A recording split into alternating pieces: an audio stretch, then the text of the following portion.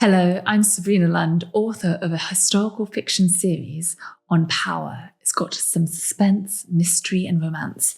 It's called Consequence of Power, and the first in the series is Isabella's Season. So I'm going to read to you an extract from one of the chapters. Medman House, above the caverns. Lord Bute, Prime Minister. I stalk the corridors of Dashwood's house. The others, fools, are already underground revelling with St. Francis. I take my pick of the festivities as, unlike Dashwood, I am not here by any means solely for amusement. I shall join them, grace them with my presence when I am duly ready. Just as His Majesty would, I am last to arrive and first to leave. That is my notion of a jest. And yet, it is no jest at all. I continue to advance along Dashwood's gallery. Good of him to allow me to use his library for some administrative affairs of state before I join them. However, this has also afforded me an opportunity to wander the corridors and to allow my mind to wander. Indeed, I have more responsibilities than most who idle away their time within their states and occasionally attend Parliament to partake in debates.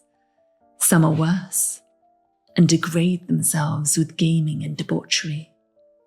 I have not the leisure for such matters, for as their Prime Minister, I have taxes, negotiations, and treaties to navigate. It is not true that I do not find pleasure in gaming. On the contrary, I employ myself in pursuits of a strategic nature, a supreme game to secure the influence of the highest.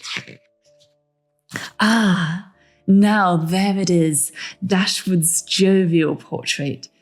He has a rounded, cheerful countenance. With a beaming smile, he lifts his glass to offer a salute. His joie de vivre shines out, and his hospitality is legendary. It is evident why he is so well favoured by many, given his easy manners. My manners are not to be so easy.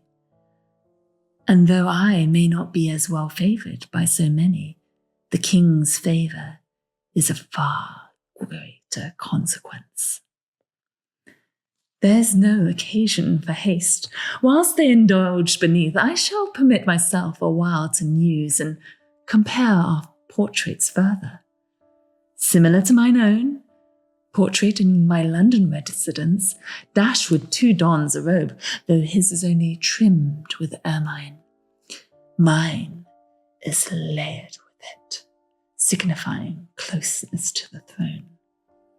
There are various other distinctions. I flatter myself that mine is a regal countenance, conveying an air of great condescension to the viewer, whoever they may be, and that they are privileged to gaze upon me and despair.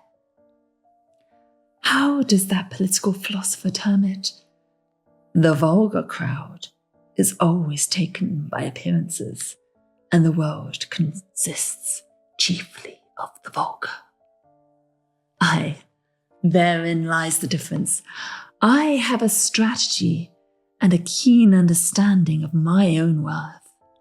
Instead, Dashwood, he descends to their level to indulge in a blurring of lines and friendships rather than cultivating strategic alliances.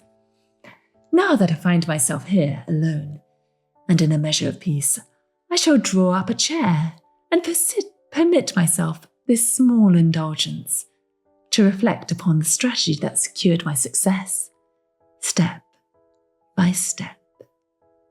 It has indeed been a protracted endeavour, demanding considerable sacrifice, and it is far from over. I have studied that most esteemed philosopher and been a devoted pupil to his teachings. I am by no means surprised that his book is forbidden to the populace. The formula is all too easy, and were it known, it would no doubt lead to revolt. When by mere fortune I made the acquaintance of the late Prince of Wales in Egham, I seized the opportunity to apply my lessons.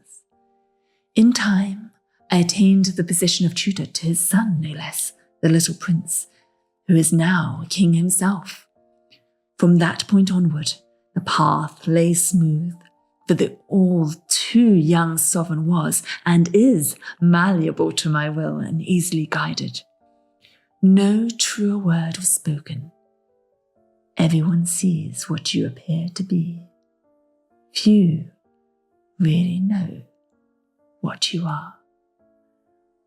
I marvel now at how, in just a few short years later, I find myself in my position today. It was study and design that made me, and not Dashwood Prime Minister, and more besides.